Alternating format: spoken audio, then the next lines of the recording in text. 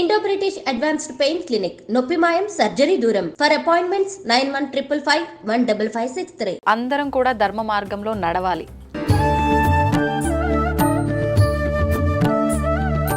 నమస్కారం, welcome to I dream. ధర్మ మార్గం విత్ విజిత కార్యక్రమానికి స్వాగతం. ఈరోజు నాతో పాటు ఒక ప్రత్యేకమైన గురువు ఉన్నారు. గురువు అనాలో స్వామీజీ అనాలో నాకైతే తెలియదు. అసలు వారిని నేను పరిచయం చేయడం కన్నా వారిని వారి మాటల ద్వారానే మనందరం కూడా పరిచయం చేసుకుందాము. ఇంకెందుకు ఆలస్యం, ఇప్పుడు వారితో మాట్లాడదాం. నమస్కారం అండి. నమస్కారం. గురువు గారు అనాలో స్వామీజీ అనాలో నాకైతే అర్థం అవ్వట్లేదు. గురువు గారు అని పిలుద్దాం అనుకుంటున్నాను. పర్వాలేదంటారా? పర్వాలేదు. గురువుగా అంగీకరించినందుకు మీకు ధన్యవాదాలు. గురుగారు, మిమ్మల్ని మీరు మా ప్రేక్షకులకు ఒక్కసారి పరిచయం చేసుకోగలుగుతారా? ముందుగా మా ఆధీనంలో ఉన్నటువంటి కాలభైరవుని నేను నమస్కరించుకొని మొక్కుతున్నాను. ప్రేక్షకులకు, ఈ ఛానల్ యొక్క ప్రేక్షకులకు మరియు మన భారత భాగంలోని ఈ చూస్తున్న అందరికీ ముందుగా నమస్కారం తెలియజేస్తున్నాను. ఓం కాలభైరవాయ నమః. యదాస్తః హృదయస్థః మిథ్యం జగత్తార్కణం కాలం కాలభైరవం నమామి ఈశ్వరం. యోగం సత్యం నిత్యం యోగం ధర్మం పరిశాసనం కాల విధి దేవతాం నమో నమః. నేను విధి యొక్క దూతగా, కాలానికి ఉన్న దూతగా, దేవ ఆధీనంలో పొందిన దూతగా, ఒక గురువుగా మీకు కనిపిస్తున్నాను. నా పేరు కాలనాగ మహర్షి. నేను నాగమఠం యొక్క స్థాపితము చేసిన ఋషి పరంపరా గురువుని. నాగ సాధువుల తరపున అఖండ భారతదేశంలో ఈ పుణ్యభూమిలో అవతరించిన ఎందరో ఋషుల తరపున నేను ఆగమనం చేయడం జరిగింది. మన శాస్త్రాన్ని, మన యొక్క ధర్మ ప్రశాస్తాన్ని నలుదిక్కుల విస్తరించడం కోసం, ధర్మం యొక్క స్థాపనే ధ్యేయంగా నేను ఈ యొక్క ముందు అడుగు వేస్తూ ఆ కాలభైరవుని ఆజ్ఞ తీసుకొని రావడం జరిగింది. కుంభమేళా నుండి, మహాకుంభ నుంచి. కుంభమేళా నుంచి సరాసరి నేరుగా ఇక్కడికి రావడం జరిగింది. ఓ, నిజంగా మా అదృష్టం. కుంభమేళా నుంచి వచ్చిన మీతో మాట్లాడడం, మిమ్మల్ని చూడడం, అది శివ ఆజ్ఞ అనుకొని ఇంత వేగంగా రావడం జరిగింది మీరు పిలవగానే. అయితే గురువు గారు, మనం మాట్లాడుకునే ముందు మీరు కాలభైరవ స్వామి అని చెప్పడం జరిగింది. మీ చేతిలో ఉన్న, అంటే విగ్రహం అనొచ్చో, దైవం అనొచ్చో, ఆయుధం అనొచ్చో, నాకైతే తెలియదు. కానీ ఇప్పుడు మామూలుగా స్వామీజీల చేతిలో, గురువుల చేతిలో ఏదో ఒక ఆకారంలో ఉంటుంది, ఏదో ఒక వస్తువు. అది కట్టెదే కావచ్చు, లేకపోతే లోహందే కావచ్చు. కానీ ఏకంగా మీ చేతిలో దేవుడి విగ్రహమే కనిపిస్తోంది. ఏంటండి ఇది? విధి రాతను రాసే ఆ కాలునికి గుర్తుగా ఈ రూపం మనకు కనిపిస్తుంది. ఇది సమస్త జీవులపైన, జీవుల రాతలపైన ఉన్నటువంటి ఆ కాలభైరవుని అంశ, ఆ కాలుని అంశ చేతి ద్వారా రాస్తూ నిర్వహిస్తూ కాల పాశుపతాస్త్రము అని దీన్ని ఋషులు పిలుస్తారు. ఈ ముద్రణ ఋషుల ద్వారా వచ్చింది. దీన్ని మేము ప్రత్యేకంగా మా యొక్క విద్యలో భాగంగా మేము ఈ అస్త్రాన్ని మేము వాడుతున్నాము. ఈ అస్త్రం మాకు మాకు నిర్వహణలో, పూజలలో, హిమాలయాల్లో చేసే పూజల్లో కానీ, వివిధ నదులలో జరిగేటువంటి పుష్కర అంశాల్లో కానీ, పుష్కర కాలాల్లో దీనికి అభిషేకములు చేస్తూ మా తపోనిష్టత మొత్తం దీనిపైన మేము నిర్వహించుకుంటుంటాము. ఇది మా ప్రాణంతో సమానంగా ఈ అస్త్రాన్ని, ఈ అస్త్ర ధర్మాన్ని మేము ఆచరిస్తున్నాము. అంటే ఇప్పుడు దీన్ని మీరు ఎక్కడికి వెళ్తే అక్కడికి తీసుకెళ్తూ ఉంటారు? ఈ అస్త్రానికి ధర్మం ఉంటుంది. అస్త్రానికి కూడా ధర్మం. ఈ అస్త్రముకి ఉన్న ధర్మాన్ని మేము ఆచరిస్తున్నాము కాబట్టి. ఎటువంటి ధర్మం అండి అది? ధర్మము పేరు చెప్పగానే ఆది దైవం శివుడు గుర్తొస్తాడు. ఈ భూమిపైన మొదటిగా అవతరించినటువంటి దేవతలందరికీ ప్రశస్తమైనటువంటి మొదటి ధర్మగురువు, మొదటి ధర్మ దైవము. ధర్మం అనే శాస్త్రానికి నిలువెత్తు రూపం శివుడు. ఆయన లయకార్యుడు. సర్వము భూతమైన ప్రేతమైన దేవతాదాదులైన ధర్మం పక్షాన నిలబడ్డ వారందరికీ వరాలు ఇచ్చాడు. మంచి వాళ్ళైనా, తెలిసిన వారైనా, తెలియని వారైనా, అజ్ఞానులైనా, గొప్పవాళ్ళైనా అందరినీ సర్వ సౌభరణ తత్వం వైపు నడిపించినటువంటి మహాగణుడు. ఈ యొక్క భారతభవనిలో మొదటి దేవుడు, ఆది దేవుడు, ఆది యోగి, ఆది గురువు, ఆ సాక్షాత్ పరమశివుడే ధర్మశాస్త్రానికి రూపం. ఆయనే ధర్మం యొక్క మొదటి నిర్వహణ చేసినటువంటి మా యొక్క ఋషుల గురువు. ఋషుల గురువుగా ఆయననే. ఋషుల గురువు. ఈ భారతావని శివాజ్ఞ లేనిదే చీమైనా కుట్టదు అని ప్రజలందరిలో ఉంది ఆ నానుడి. అవునండి. ఈ జననం శివాజ్ఞతో వచ్చిందే, ఈ మరణం శివాజ్ఞతో వచ్చిందే అని కాలాన్ని రాసే కాలభైరవుడిగా ఆయన ప్రశాస్తి మనలందరి జనులలో ఉంది. ఓకే. అయితే ఇప్పుడు ధర్మం అన్నారు. అవును. అయితే ధర్మాన్ని సృష్టించిందే ఆ పరమశివుడు అన్నారు. అవును. ఇప్పుడు అందరం కూడా ధర్మ మార్గంలో నడవాలి. ప్రతి ఒక్కరము ఆచరించే విధానం కానీ వెళ్ళే ఆ తీరు కానీ అంత ధర్మంగా ఉందంటారా? అసలు ఎలా వెళ్ళాలి ధర్మంగా? ధర్మము అంటే చాలామంది అనుకుంటున్నారు దానం చేసేదాన్ని మాత్రమే ధర్మంగా చెప్పుకుంటున్నారు. దాన ధర్మమనా? దానాలను చేయడమే ధర్మం అనుకుంటున్నారు. Okay okay. ఒక ప్రాణాన్ని రక్షించుట ధర్మం, ఒక సహచర తత్వాన్ని కాపాడుకోవడం ధర్మం, ఒక ఇల్లాలిని కాపాడుకునే ధర్మం, ఒక కుటుంబాన్ని బతికించుకునే ధర్మము, ఒక ప్రాంతాన్ని రక్షించుకునే ధర్మము, ఒక లోకానికి ముందు చూపుని చూపించడం ధర్మం, భవిష్యత్ భావి తరాల కోసం అహర్నిశలు పాటుపడడం ధర్మం, తరిగించకుండా మిగిలించడమే ధర్మం, పడిపోకుండా అందరినీ ఉత్తేజంగా నడిపించడమే ధర్మం. అలా ధర్మముని నలుదిక్కుల విస్తరింపజేయడానికి విధిపై పెట్టిన మొదటి గురి విధి. పరమశివుడు విధిని ధర్మం ద్వారా కట్టడి చేశాడు. నువ్వు ధర్మం లేకోకుండా విధిని కట్టడి చేయి. అగ్ని మాట వినదు, వాయువు సుడులు తిరుగుతుంది, నీరు వెర్రెక్కి చూస్తుంది, పంచభూతాలు ప్రళయాన్ని చూపిస్తాయి. అధర్మంగా వ్యవహరిస్తే పంచభూతాలు ప్రళయాన్ని సృష్టించి తుడిచిపెట్టేస్తాయి. అలాంటి ఎంతో మంది ధర్మాన్ని ఎదిరించి వచ్చిన ఎంతో మంది మట్టిపాలైపోయారు. ఆకాశానికి ఎత్తి ఎగిరినోళ్ళు కూడా నేల తలలేసి కూర్చున్నారు. ఎంతటి మదము మత్సర్యాలతో పుప్పొంగిన మహా వీరులను కూడా ధర్మము తప్పిన పిమ్మట, ధర్మాన్ని తప్పిన వెంట పడిపోయినారా లేదా? యుగ యుగాలుగా మన యొక్క ప్రాంతం ధర్మాన్ని నమ్ముతుంది. ధర్మగతినే దేవుని నమ్ముతున్నారు. దేవుడు ధర్మం వైపు నిలబడతాడు, భగవంతుడికి ధర్మం తెలుసు అనే భగవంతుని కీర్తిస్తున్నారు ప్రజలంతా. అంతేగాని వాళ్ళ కోరికలు మాత్రం నెరవేర్చడానికి కాదు, మంచి చెడు రెండు పరిష్కరిస్తున్నాడు భగవంతుడు అనే దేవుని నమ్ముతున్నారు. తదుపరి రెండవ ఫస్ట్ ప్రాణాన్ని రక్షించుకోవడమే ధర్మం. ప్రాణాన్ని 10 కాలాలను నిర్వహించేలా, 10 కాలాల పాటు చల్లగా ఉండేలా, తను చల్లగా ఉండేలా, తన కుటుంబం, తన సమాజం, తన ప్రాంతం అంతా బాగుండేలా ఆచరణ చేసుకునే ధర్మ విధే దైవం అని మేము చెప్తున్నాం. దైవమే మొదటి దైవంని ఎలా అంటే ఆచరణ ద్వారానే చూడాలి. అంటే మనం చేసే ప్రతి కదలికలో కూడా మనం మొదటగా దైవాన్ని చూడగలగాలి. మన పుట్టుకలోనే దైవం ఉంది. ఏమి తెలియని మన పుట్టుక అన్ని తెలిసేలా చేసి అన్నిటినీ చూపిస్తూ తీసుకుపోతుంది. మళ్ళా మన పుట్టుకనే అన్ని పరిచయం చేసి అన్నిటిని నిర్వహించుకొని మళ్ళీ అన్నిట్లో ఇట్లా ఆ గాలి తాకినట్టుగా అన్ని మళ్ళీ ఏం లేనట్టుగా తీసుకెళ్తుంది. ఏదన్నా ఉంటేనే ఈ జన్మ అవసరం, ఏది లేకపోతే ఈ జన్మ ఎందుకు?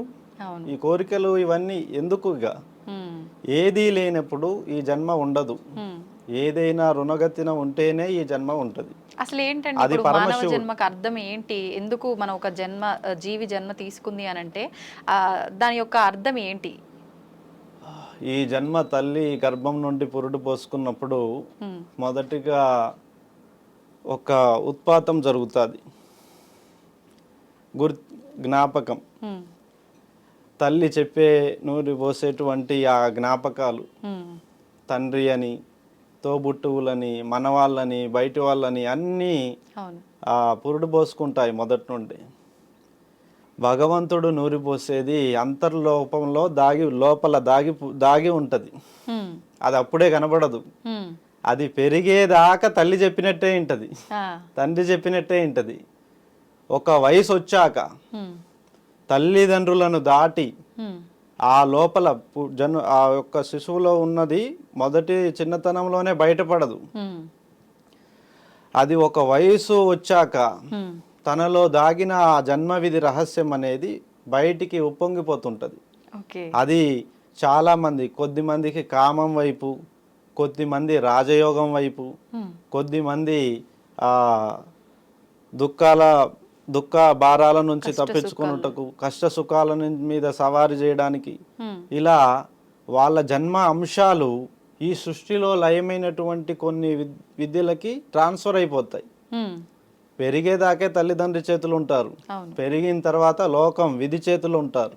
ఉమ్, భగవంతుడు ఇచ్చేటువంటి విద్యే వాళ్ళకు వస్తుంది. ఉమ్. వాళ్ళు బట్టుపట్టి ఎంత కష్టపడి మనం నేర్పినా మిగతాయి రావు.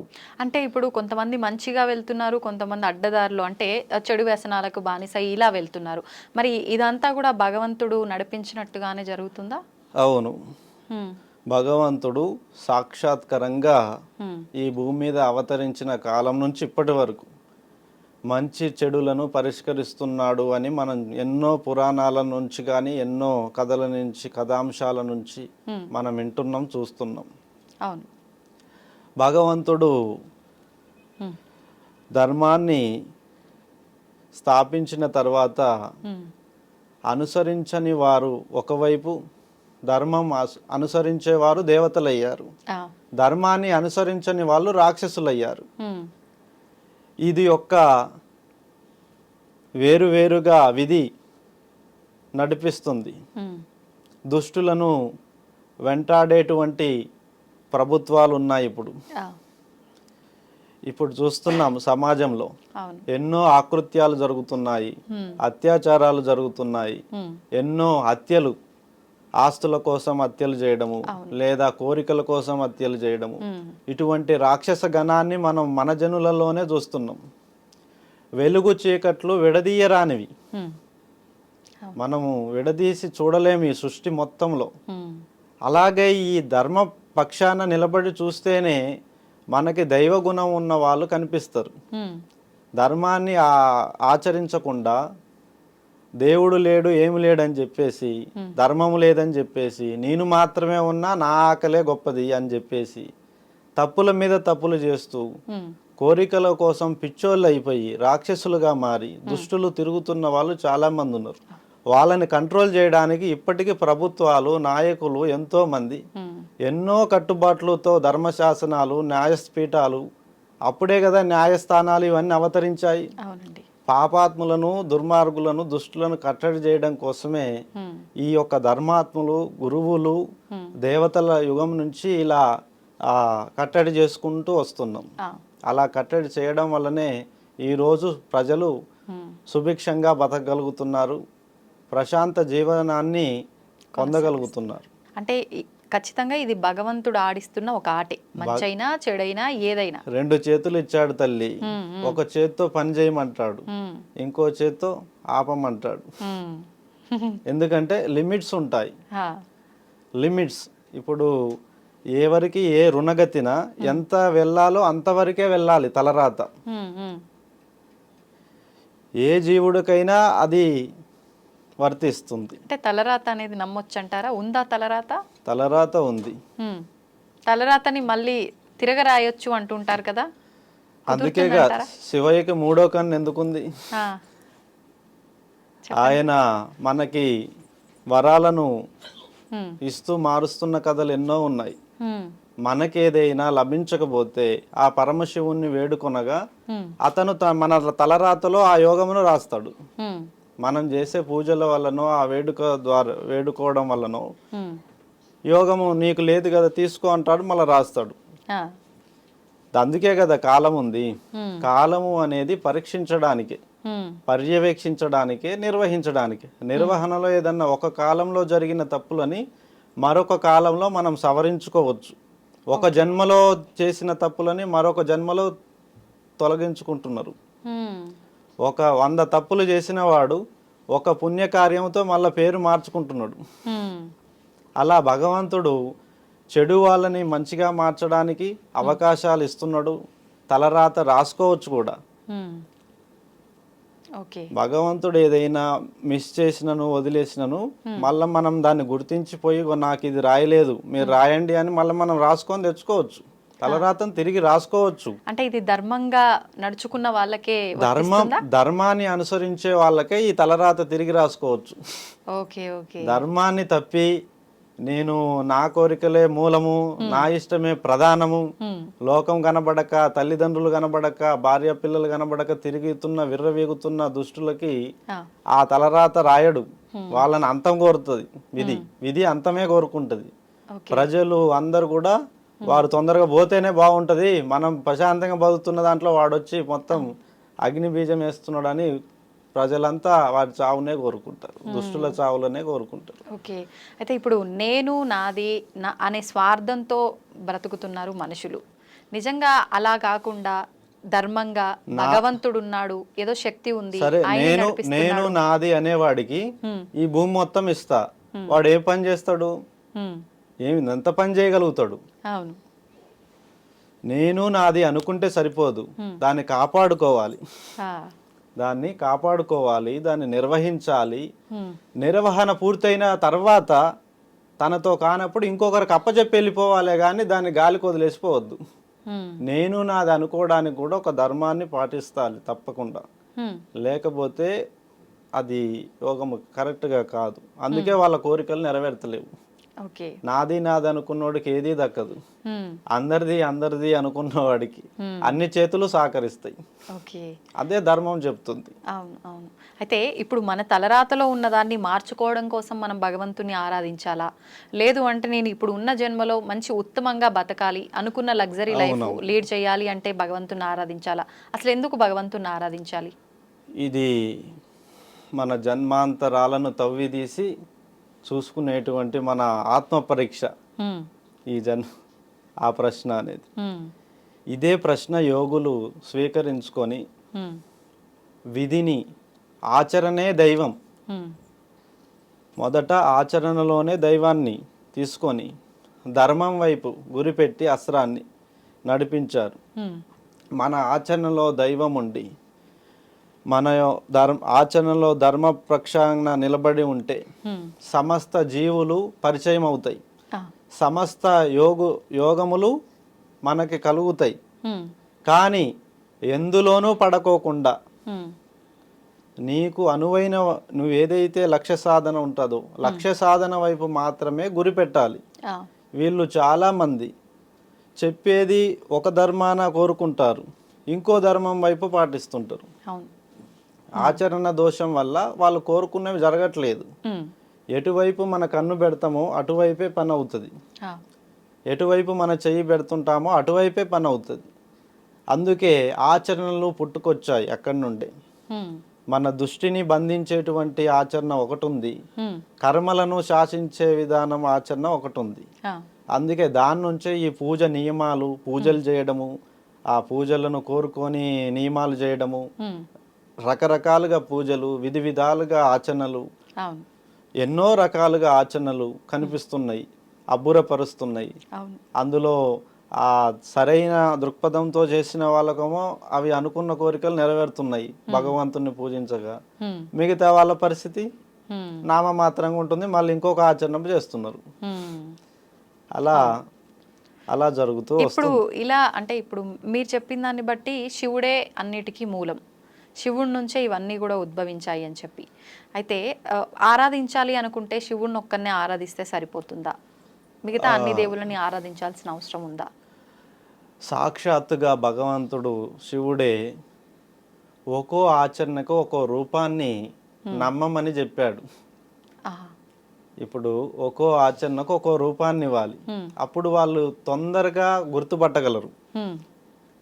ఇప్పుడు ధనాన్ని సూచించడానికి లక్ష్మీదేవతను చూపెడుతున్నారు అందరూ. అవును. లక్ష్మీదేవత దగ్గరే అంత ధనం ఉంటుందని ప్రజలకు ఎలా తెలుసు? ఏదో ఒక ఆధారం, లింక్, ఒక రూపాంతరం నుంచి లింక్ తీసుకుంటారు.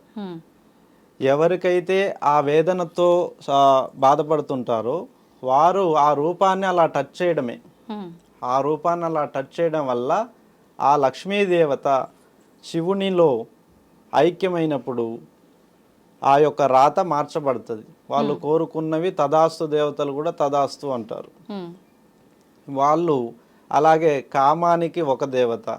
కామము అంటే సౌఖ్యం, మన ఆనందము, కోరికలు తీర్చడాన్ని కామం అంటారు.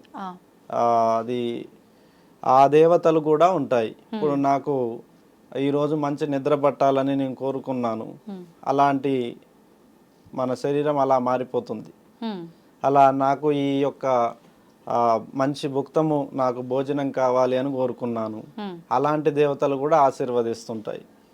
అట్లా అలాగే ఇప్పుడు పగ తీర్చుకోవడానికి చాలా మంది కూడా పగ తీర్చుకోవడానికి హనుమాన్ని కానీ లేదా కాలభైరవుని కానీ వీరభద్రుని కానీ కాళీ దేవతను కానీ ఉగ్ర రూపాలను కానీ కూడా నరసింహస్వామిని కానీ విష్ణుమూర్తిని కానీ మొక్కుతుంటారు. వాడు నన్ను చాలా ఇబ్బంది పెట్టాడు, వాడికి ఏదో ఒకటి జరగాలి, జరిగితేనే నేను నమ్ముతా అని చెప్పి ఆయనలో మొక్కుతుంటారు. కానీ వాళ్ళు ధర్మపక్షాన నిలబడి పోరాడి అడగాలి. అలాంటివి కోరికలు కూడా ధర్మ ప్రకారంగా అడిగితే దాన్ని దేవతలు ఇస్తాయి. దేవతలు ఇలా మనం ఎన్నో రూపాలు మన యొక్క ఆచరణలు ఏదైతే కోరుకుంటామో వాటికి రూపాలుగా ఈ దేవతలు అవతరించాయి. అంతేగాని సమస్తము శివుడిలోనే ఉన్నాయి. శివుడిలోనే సమస్తము నిక్షిప్తమై ఉందని ఆ దేవతలే చెప్పారు ఋషులకి.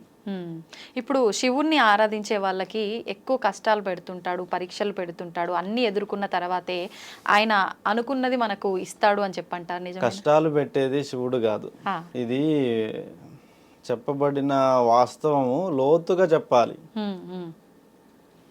ఇప్పుడు కష్టాలు పెట్టేది శివయ్య కాదు, అవి పరీక్షలు, పర్యవేక్షణలు. పర్యవేక్షణలో వీళ్ళు తెలుసుకోవడం కోసం, వాళ్లకు తెలియడం కోసం ఎటువైపు నిలబడితే ఎంత బరువు ఉందో తెలుస్తుంది. మేలు కోరి 10 మంది మేలు కోరి ధర్మపక్షాన నిలబడితే 4 పనులు దొరుకుతాయి, ఏదో ఒక పని ద్వారా అభివృద్ధి అవ్వచ్చు. అలా ధర్మపక్షాన నిలబడిన వారికి ఎటువంటి పరీక్షలు పెట్టడు శివుడు. ధర్మపక్షాన లేని వాళ్ళకే ఆ కష్టాలు. అంతేగాని శివుని యొక్క శివుడే పరీక్షలు పెడుతున్నాడు అనేది కరెక్ట్ కాదు. అది మనం కోరిక యొక్క వాస్తవ్యం ఎంత ఉంటుందో, ఎంత లోతుగా ఉంటుందో మన కోరిక, అంత లోతుగా తీసుకెళ్లి చూపిస్తాడు, పరిచయం చేస్తాడు. నువ్వు ఈ కోరికను నెరవేర్చుకుంటున్నావు అంటే అది మామూలు విషయం కాదు, దాని నిర్వహణ ఇలా ఉంటది అని భయాన్ని భక్తిని రెండింటిని భావంగా చూపిస్తాడు ఆయన, చూపించిస్తాడు శివుడు. ఇప్పుడు మీరు అన్నట్టుగా ధర్మపక్షంగా లేని వాళ్ళకి ఇలాంటి పరీక్షలు పెడతాడు అని అన్నారు కదా, కానీ సామాన్యంగా భక్తులంతా నమ్మేది ఏంటి అంటే, ఇప్పుడు ఎక్కువ డబ్బు ఉండి అన్యాయంగా డబ్బు సంపాదించిన వాళ్ళే బాగుంటారు, ఏ ఇబ్బందులు ఉండవు, అన్ని రకాలుగా భగవంతుని పైనే ధ్యాస పెట్టుకొని నిత్యం పూజలు చేస్తూ ఆలయాలకు వెళ్తూ ఉన్న మేము మాత్రమే ఇలా ఉన్నాము అని మాత్రమే ఎక్కువగా భావిస్తుంటారు కదా. మరి నిత్యము ఆలయాలకు వెళ్తున్నారు, నిత్యం పూజలు చేస్తున్నారు అని, అలా అని ఎన్ని చేసినా కూడా దేవుడు మాకు అనుకూలత చేయట్లేదు అనుకుంటున్నారు. కానీ వాళ్ళ చేతి నుంచే రాత రాయబడుతుంది. వాళ్ళు గ్రహించాలి, తప్పుని మూలముని వాళ్ళు గ్రహించాలి. ఆ గ్రహించే దశకాలు ఒక ఆలయంలోనే నిక్షిప్తమై ఉండవు. ఒక్కో జీవికి తన సమయం అయిపోయినప్పుడు మరో వ్యక్తి వచ్చి పురుడు పోసి వెళ్తుంటాడు. ఒకరి తరం కానప్పుడు మరొకరు వచ్చి ఆ ధర్మాన్ని మార్చి వెళ్తుంటారు. రామునికి ఆంజనేయుడు ఒక దూతగా కలిసి పరిచయం అయ్యి ఆ చివరికి ఆ యుద్ధాన్నే మలుపు తిప్పించాడు, గెలుపుని తెప్పించాడు. ఆంజనేయుడు లేని రామాయణం మనకి బాధగా అనిపిస్తుంది. ఉమ్, అప్పటి వరకు రాముడు కూడా వెతుకుతూనే ఉంటాడు తన ఆత్మీయులు ఎక్కడున్నారని. అవును. ఎవరు దొరకరు. ఉమ్, విధి పక్షాన ఒక దూతగా ఆయన మరొకరు వచ్చి తన రాతలో చేరి తన గెలుపుకు కారణమయ్యారు. ఉమ్, అలా అన్ని వాళ్ళలోనే నిక్షిప్తమై ఉండవు. ఓకే. వాళ్ళ యొక్క భావాలు నెరవేర్చబడేవి.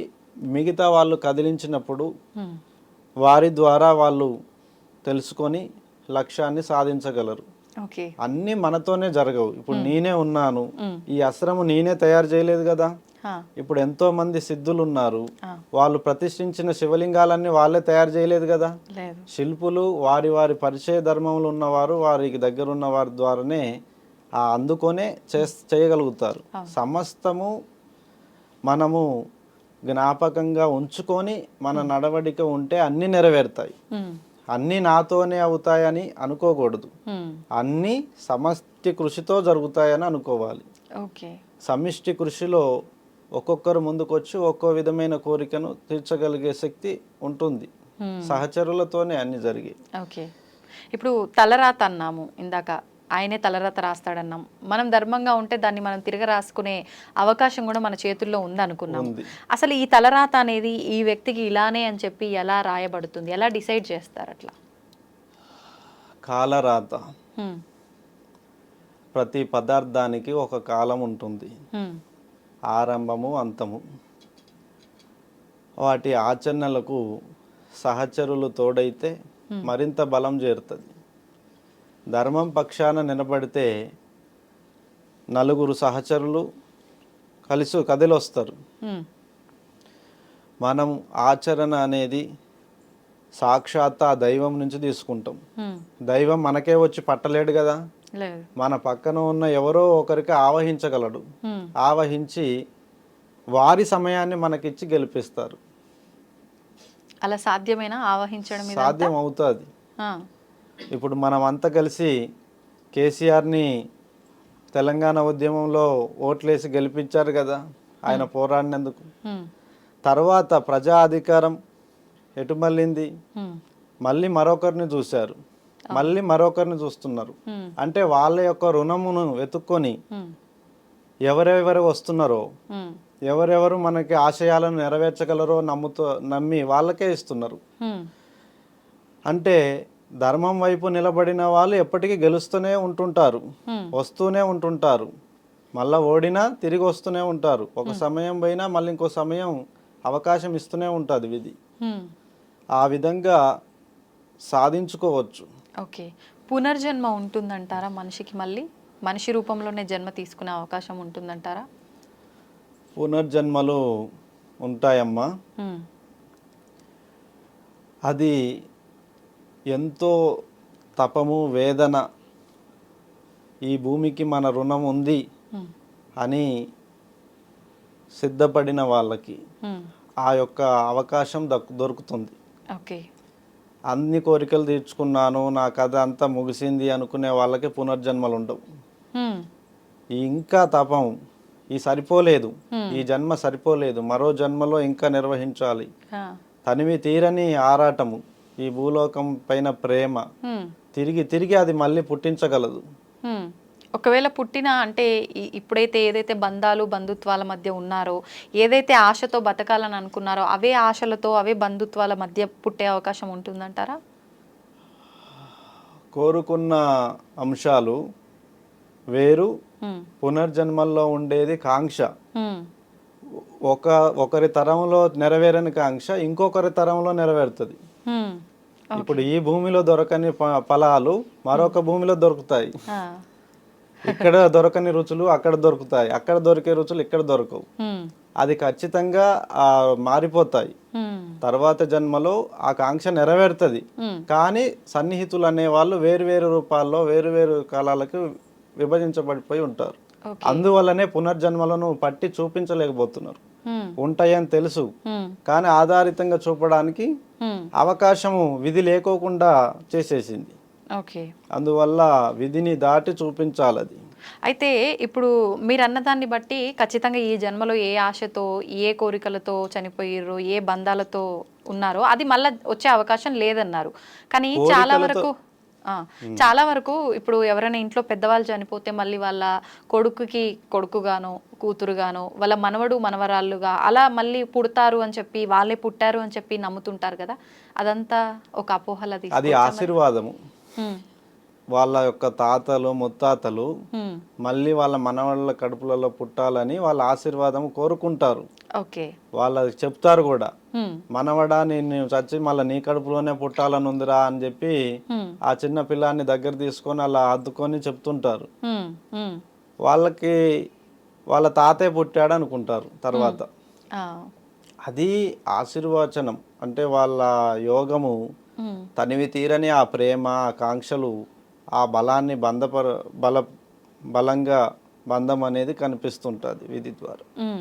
ఇప్పుడు చనిపోయిన వాళ్ళని ఎక్కువగా అంటే కాకి రూపంలోనే కాకి భోజనం పెట్టడం కానీ ఎక్కువగా మనం పోల్చామంటే మన ఇంటి పైకి ఒక కాకి వచ్చిందంటే ఎవరైనా చనిపోయిన వాళ్ళు ఆ రూపంలో వచ్చారు ఇంటికి అని చెప్పి ఇలా మాట్లాడుతూ ఉంటారు. ఎందుకు ప్రత్యేకించి కాకినే ఇలా పితృదేవతలకు సంబంధించి మాట్లాడుతూ ఉంటారు? కాకి నలుపు వర్ణంలో ఉంటుంది. దాని చూపు నలుదిక్కులను చూసుకొనే ఏదైనా ముట్టుకుంటుంది. అది ఒక దిక్కును చూసి తినేపోయే సహజ జీవి కాదు. 4 దిక్కులను పర్యవేక్షించి పోయి ముట్టుకునేటువంటి గుణం ఉంది. విధికి అది దూతగా దాని కాల ప్రశాస్తంగా చూసి దానితో మనం పంచుకుంటున్నాం ఆ అనుభూతిని. మన పితృ రుణాన్ని పంచుకోవడానికి విశేషమైనటువంటి రూపం కావాలి. ఆ లక్షణాలన్నీ కాకిలో ఉన్నాయి. అందువల్ల అది మన కోరికకు తగిన విధంగా దాని రూపం ఉంది, దాని లక్షణం ఉంది. కాబట్టి ఆ అర్హత దానికి ఇచ్చి మన పితృ రుణాన్ని దానికి ఇచ్చి మనం ఆనందపడుతున్నాం. ఓకే, ఇప్పుడు పుట్టుక చావు అన్నీ భగవంతుడి సృష్టి. ఈ మధ్యలో జరిగే ఈ ఆట అంతా కూడా భగవంతుని సృష్టి. కానీ పుట్టినప్పుడు మనకు మైలా అంటుంటారు, కొన్ని రోజుల పాటు 11 రోజుల పాటు అని చెప్పి అంటారు. తర్వాత చనిపోయినప్పుడు కూడా ఆ కుటుంబం వారికైతే సంవత్సరం వరకు అని, వాళ్ళకి సంబంధించిన వాళ్ళకైతే ఆ కార్యక్రమాలు అయ్యే వరకు అని చెప్పి ఇలా చెప్తారు. ఈ భగవంతుడు సృష్టించిన సృష్టి అయినప్పుడు ఎందుకు ఇవన్నీ కూడా ఆచరించటం? మళ్ళీ మహిళ ఒక ఆచరణ ధర్మవిధిగా కనబడట్లేదు ఇప్పుడున్న పరిస్థితుల్లో. ఎందుకంటే అలనాటి కాలంలో యోగులు మునులు ఋషులు వారి ధర్మపత్నీలు కానీ వాళ్ళ కుటుంబం కానీ అందరూ ఒకే ఇంట్లో ఉంటారు. విడతీయరాని ఆ బంధంలో ఉంటారు. ఒక ఆశ్రమము. ఇప్పుడు జమదగ్ని మహర్షి రేణుకా ఎల్లమ్మ తల్లి చూడండి, వాళ్ళు దేవతలే కదా. వారింట్లో ఏ ఆచరణ అయినా సరే వారు నిర్వహించుకుంటూ వచ్చారు. మహిళ ఉంది అని కదా దూరం పెట్టడం అనేది లేదు. మహిళ ఉన్నదాన్ని సాంప్రదాయంగా వ్యవహరించే ఆచరణలు ఉంటాయి. వాటికి ఆచరణలకు దూరం పెట్టాలి కానీ వాళ్ళని దూరం పెట్టకూడదు. అలా దూరం పెడితేది దైవం కాదు. ఎటువంటి సందర్భంలోనైనా ఎటువంటి కాలంలో అయినా భగవంతుణ్ణి చేరుకోవడమే ధర్మం. ఎందుకంటే ఇప్పుడు మనకు ఆజ్ఞ రావాలి, ఇది చేయడమే మంచి అని తెలియాలి. అప్పుడు ఎలా వస్తుంది ఆజ్ఞ? దూరం పెడితే వాళ్ళు ఎలా వస్తుంది?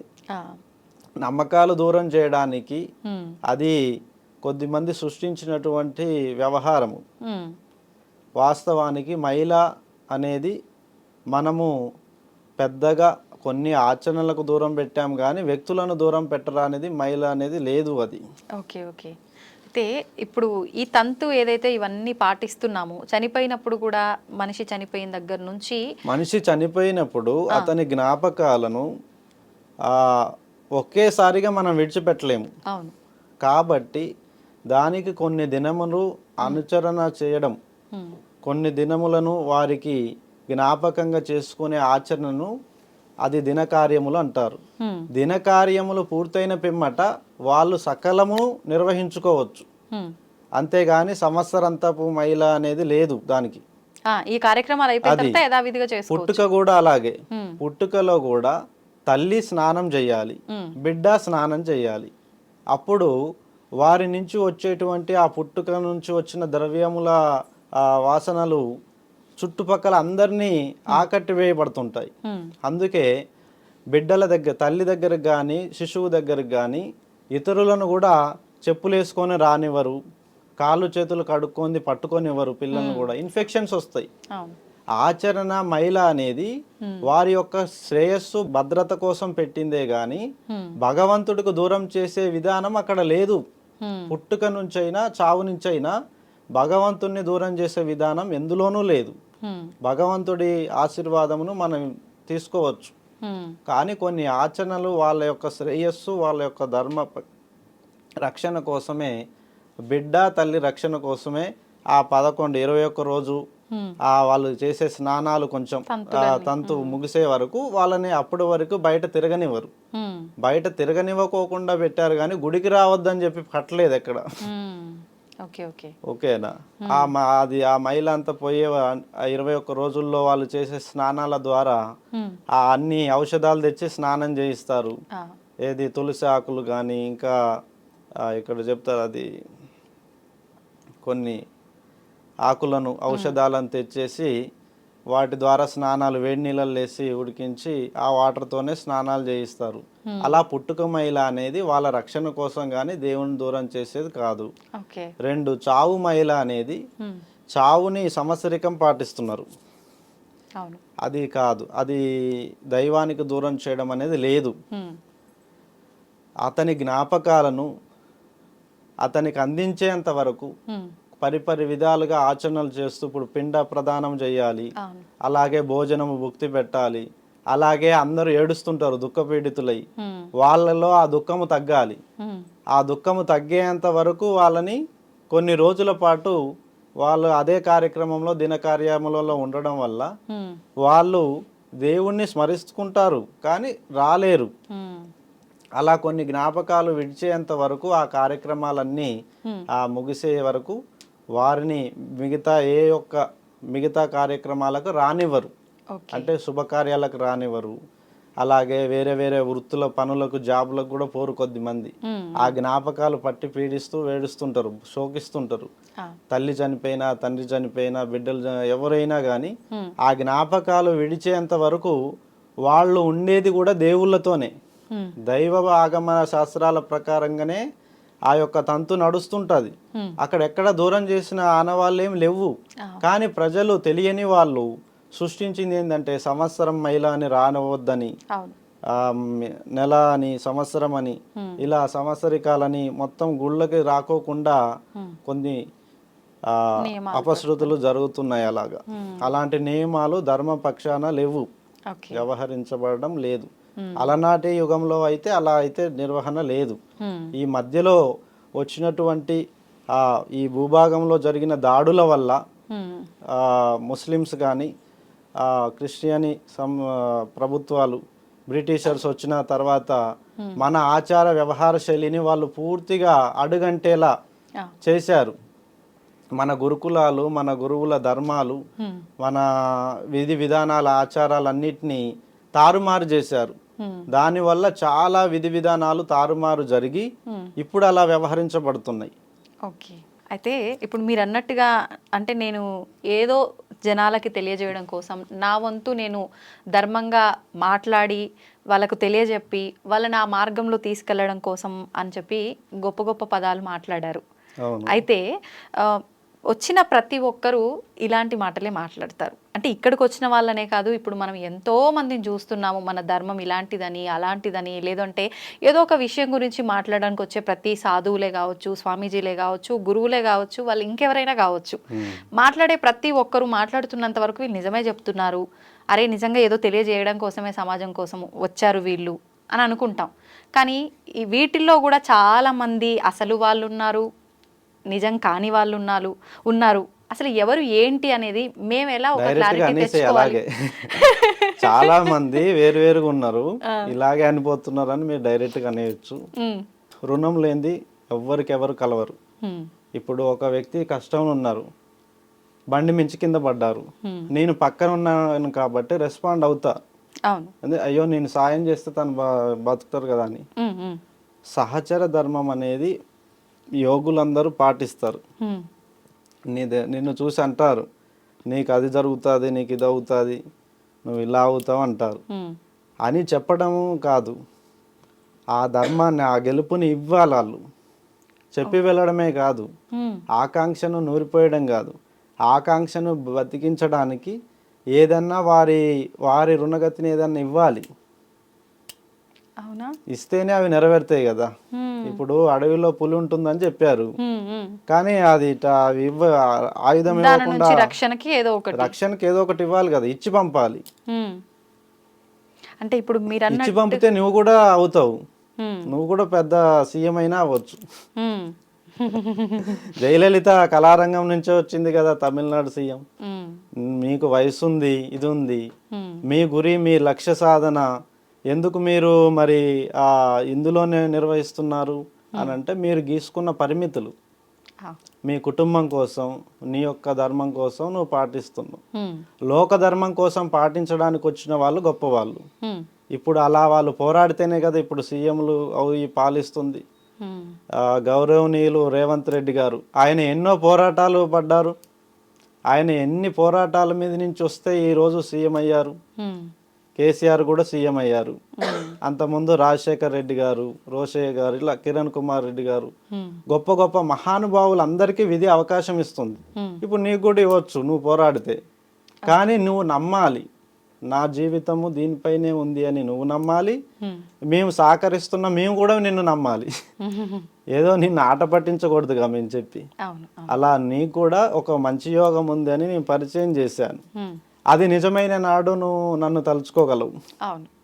ఆ తలుచుకుంటాం అనే చిన్న ఎమోషన్తోనే నేను నీకు చెప్పాను, అంతేగాని ఇప్పుడే నువ్వు నాకేమి ఇవ్వవు చెప్పగానే.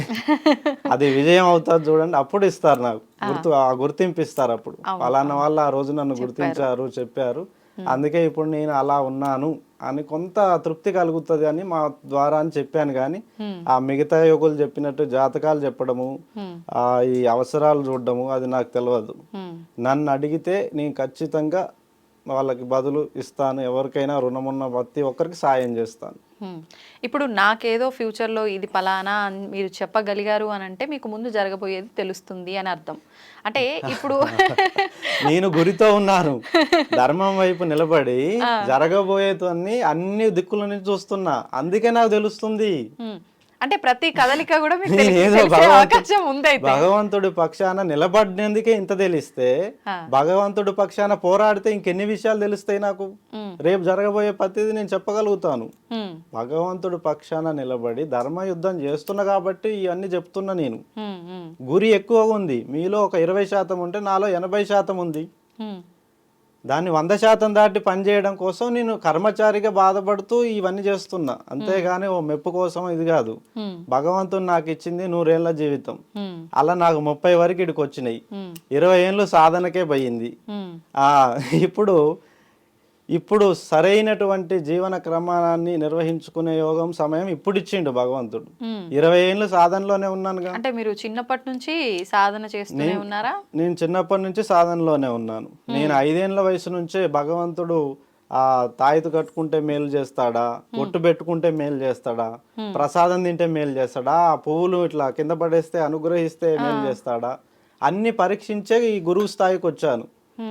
అన్ని పరీక్షించి పర్యవేక్షించి ధర్మచారినై కర్మచారినై యోగమును ఆచరిస్తూ విరహ వేదన పడి ఆత్మఘోషను నా సంకల్పం నెరవేర్చుకోవడానికి భగవంతుని నుంచి ఇన్ని ఆయుధాలు పట్టుకోవాలి, ఇన్ని అవకాశాలను మధ్యలో నుంచి వెళ్ళాలి అని నేను అన్ని చేసిన కాబట్టి ఇప్పుడు గురువు అయ్యాను.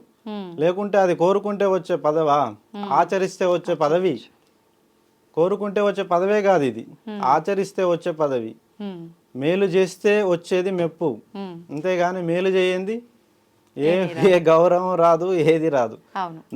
నా యొక్క జీవితంలో ఎంతో మందికి చేశాను, చేస్తున్నాను, ఇంకా చెయ్యాలని పాటు పడుతున్నా కాబట్టి ఇంకా గురువుగా ఇలా చేస్తున్నాను. నా లక్ష్య సాధన కోసమే నేను పాటు పడుతున్నా. ఇక గురువు పేరు ప్రతిష్ఠ ఇవన్నీ చెప్పుకోవడం వరకే అవి, కానీ నేను నా కాలగతినే నేను గుర్తుపెట్టుకుంటా. ఇప్పుడు 30 ఏళ్ళు అంటే 70 ఏళ్ళకి మించి బతకాలంటే ఏం చేయాలి, ఏది సృష్టించాలి. ఇప్పుడు ముందు జరగబోయే మీకు తెలుస్తుంది, అది దేవుడికి ఆయన ఆలోచనలో ఆయన విధానంలో మీరు ఉన్నారు కాబట్టి అని అన్నారు కదా. ఇప్పుడు మీ ఆయుష్ ఎంతో కూడా మీకు అర్థమవుతుంది, అర్థమవుతుంది. అందుకేగా ఇంత తొందరపడుతున్నా. అంటే ఎంత ఆయుష్ తరిగిపోతుంది కాబట్టే నేను బాధపడుతున్నా. తొందరగా నా రుణగతిని ఏది ఉందో ఆ లక్ష్యాన్ని ఛేదించడానికి నేను అహర్నిశలు శ్రమిస్తున్నా, బాధపడుతూ. ఆ లక్ష్యాలు ఎంత కష్టాలైనా నేను నిర్వహించుకుంటుంది దానికే. నా గురి అంతా ఇప్పుడు ఆయుష్ తక్కువ ఉంటుంది. తక్కువ ఉన్న క్రమంలో ఇవన్నీ ఇప్పుడు నాకు గుర్తొచ్చినాయన్నీ జ్ఞాపకాలన్నీ నేనే కదా. ఫలానంది చెయ్యాలి అని జ్ఞాపకం ఉంది, ఫలానంది చూడాలని జ్ఞాపకం ఉంది.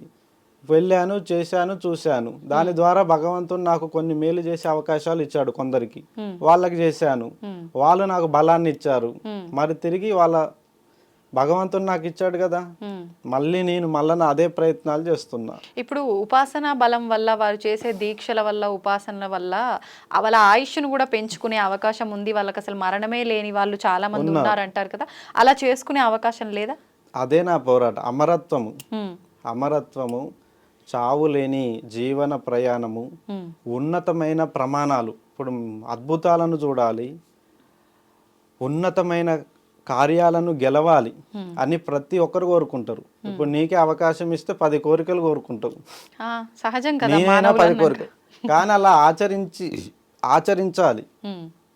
ఆ ధర్మాన్ని తెలుసుకోవాలి అంటే గురువు కావాలి. తెలిసిన వాడే మనకి గురువు. అన్ని తెలిసిన వాడిని గురువు అంటాము. అందుకే నమస్కరిస్తాము. దేవతల్ని ఆ గురువు రూపంలో చూసుకొని నమస్కరిస్తాం. ఎందుకు? వాళ్ళు మనకి నూరి పోస్తారు, ఏం తెలియదు కదా, వాళ్ళు ఇస్తున్నారు కాబట్టి గురువు. అలా నేను కూడా ఎన్నో అవకాశాలు భగవంతుడు మనకి ఇస్తున్నాడు చేయడానికి.